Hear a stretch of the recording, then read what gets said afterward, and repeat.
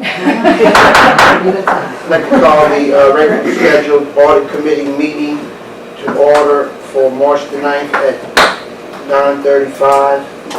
Secretary call the roll. Councilmember Gino is absent. Councilmember Roussel. Here. Councilmember Trufant Salomon. Here. Okay, at this time we have a quorum. I'd like to ask, want to lead us in the pledge? Mr. Warren, you want to lead us in the pledge? Pledge allegiance To the flag of the United States of America and to the republic for which it stands, one nation, under God, indivisible, with liberty and justice for all. Okay, just had a brief discussion.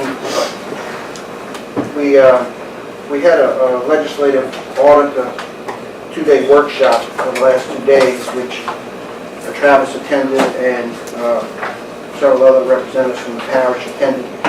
I'll give you a copy of that, which is the course outline and presentation that was made. It was very enlightening. We had people from the assessor was there, the hospital board was represented, the sheriff's office was represented, and it was a very informative meeting.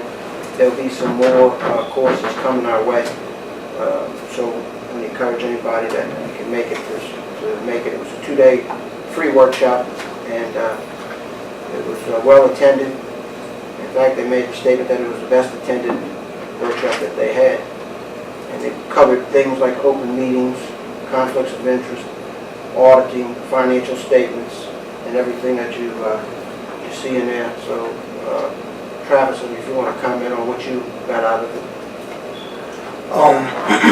I mean, one of the things, like you said, was informative. I kind of got a better understanding of what auditing is, and what's the process in that aspect of accounting and business, and learned different things about conflict resolution, which was a very important course that I think we kind of deal with a little bit around here.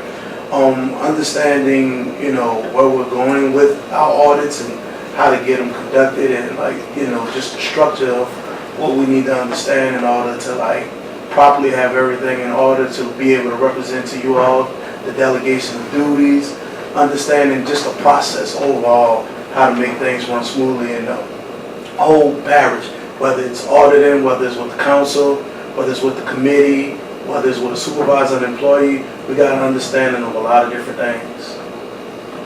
So it was a pretty good workshop, and the best thing about it, it was a free workshop put on by the state legislative auditor, Jennifer Shea, who is the executive counsel for the legislative auditor, who's a presenter, as well as the other top individuals in the state legislative auditor's office there, Mr. Cole, and I thought it was well worth attendance. Did we just have any discussion on ethical thing as far as you having the question keep coming up about abstaining from a vote? They didn't get into the abstaining from votes, but they did cover ethics and open meetings in our courses, and they gave examples, and so it wasn't specifically about the abstaining from the vote. But the issue didn't come up. Yes. was this a presentation that you could get transcripts of, or how would the public know? Like the information you're gaining as a public official, but how would I would think that you go to their website and see what they have posted. They continuously reference their website for information. Okay. They continuously said that their website was a wealth of information for forms, for ideas, and Do you know what their website is? Is it ethics.la.gov? No, this is for the state legislative auditor. Okay.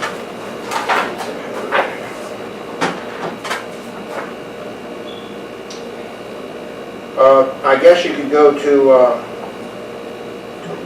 it's lla.la.gov.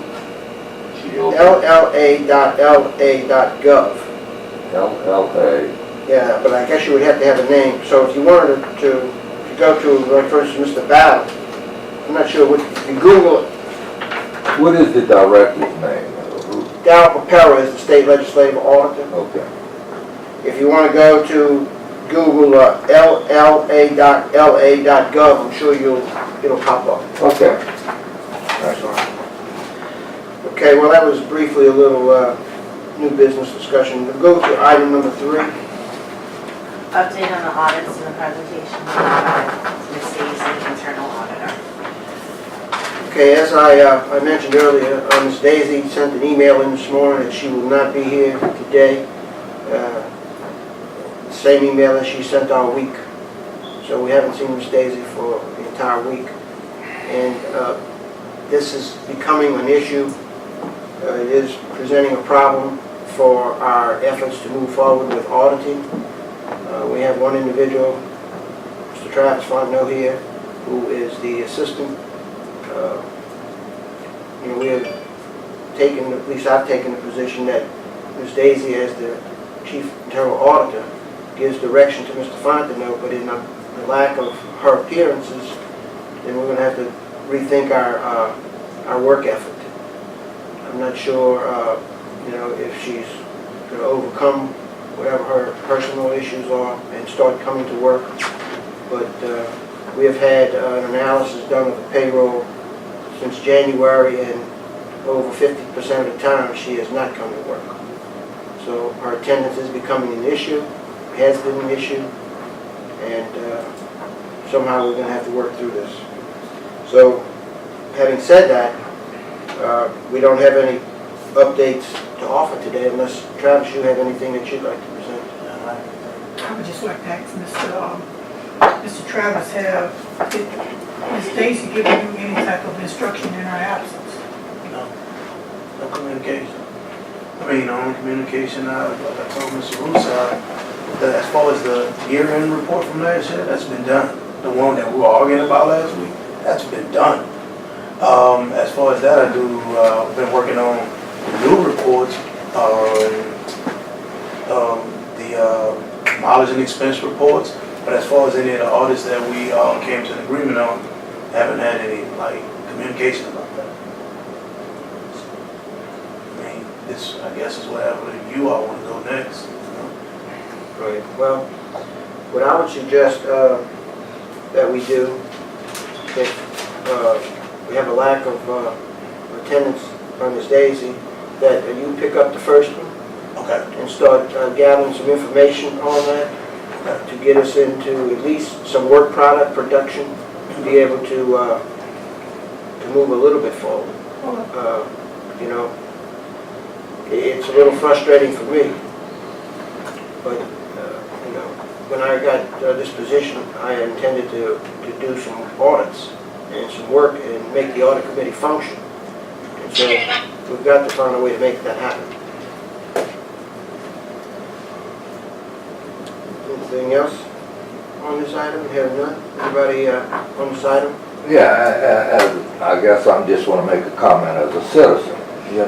We've come to something, I don't know why, if this was private industry and you had an employee in this situation, I'm sure civil service requires a certain letter, verbal reprimand, a letter reprimand, but this has been going on so long that it makes a joke out of how a business would operate, how government should operate, and I hate to say it, but, I work through a civil service system, and there's a reason why you do things and how you document as you go along, and that it should not have taken this long to either do a termination or something, and I don't know the case I even mentioned before. I didn't think it should be held in a public forum when you're discussing personnel matters, and that's a personnel matter. But neither be the case.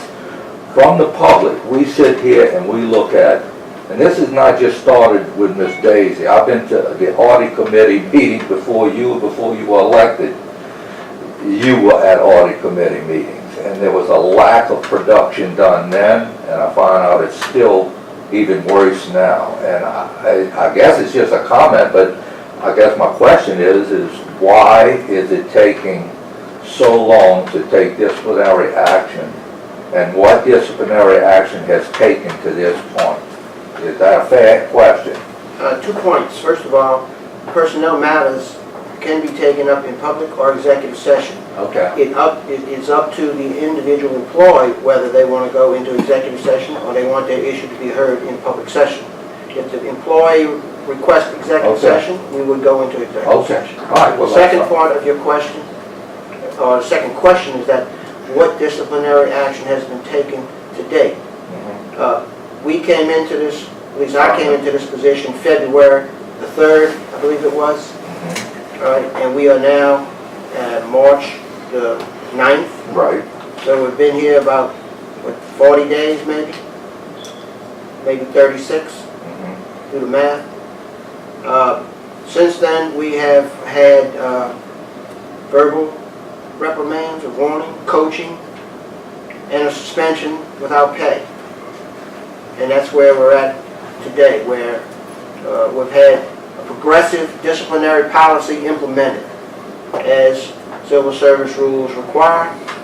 So I believe we are on target and following the civil service rules on the disciplinary policy. and I guess my question goes further then, is that, you know, I know this committee came in February, but this council had a previous committee, and I don't know if her attendance was perfect and everything was going fine with, I don't even know who sat on the, who was chair of the last audit committee. But why wasn't action taken by the people who were on that committee instead of dumping it in your lap in February and say, straighten it out? I think that's what Mr. Russo is saying, that we can't vouch for what happened previous. No, but somebody should, Coming on board. from the, But I mean, Mr. Lawrence said, I hear your Yeah. point is well taken, and I understand exactly what you're saying, but that can apply to almost any part of our structure. You know, we are not just having a problem, probably a little bit worse with the auditing position, but you can go throughout the government, and you have some of the same issues. and if Miss Daisy isn't doing her job, the public ought to know that the previous, whoever sat on this committee didn't do their job. And that should be brought out, you know, because if you're a councilman and you sit on that committee, you have some fiduciary responsibility to run that committee. And if they didn't know it, then I think the public should know on what didn't take place. I know, you know, you doing your job now. I guess I, as a citizen, I pay taxes, and I said, why?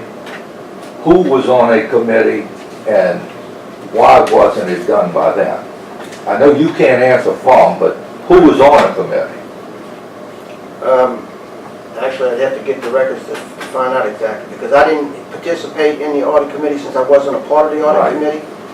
Well, I know Mr. Burt, you know, because I went to some of them with Mr. Burt, and I think, I thought it was Mr. Juno on. Bird, Juno, and myself Right, previously, but you need to understand, and if you were around, as long as you're saying that you were around, you wouldn't realize and remember that this came out of very contentious, this situation came out of a contentious lawsuit. So that No, was, well, I didn't know that. yeah, so that was issues that caused us to be very careful in our approach. Okay.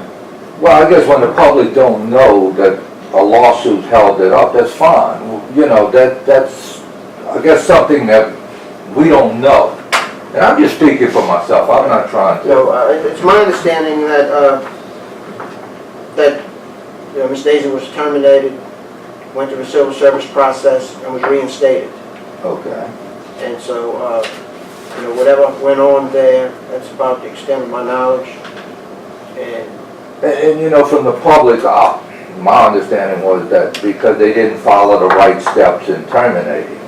And I think you're now taking the steps to do it properly. Well, I'm not saying that I'm going to terminate her. No, I'm going to work with I Ms. mean, Daisy. discipline them. Right, and I'm going through the Okay. disciplinary channels. But see, Ms. Lawrence, if I may, what happened there, it was a change of power that was tenured. Even that was P.B. Griffin, I think previous committee members. And when you say that they didn't follow procedure, it was a change of tenure that caused us to be at where we are now. Because if I remember correctly, Mr. Griffin, Edgecombe, and someone else previously sat on that committee. into, Mr. And it was turned was out- the restaurant, at one time. Those guys Mr. were- Peoples was in charge then. those guys were turned out, so then it was constant changing of guards that led you to things not being accurate. Okay. And I just want to make sure you understand, I'm not taking anything against this committee. I'm just saying is when the public looks at it and sees this going on for so long, and whether it goes back to, this is a committee of the council, set by the charter. And I guess when I say, is it a functional piece of government working?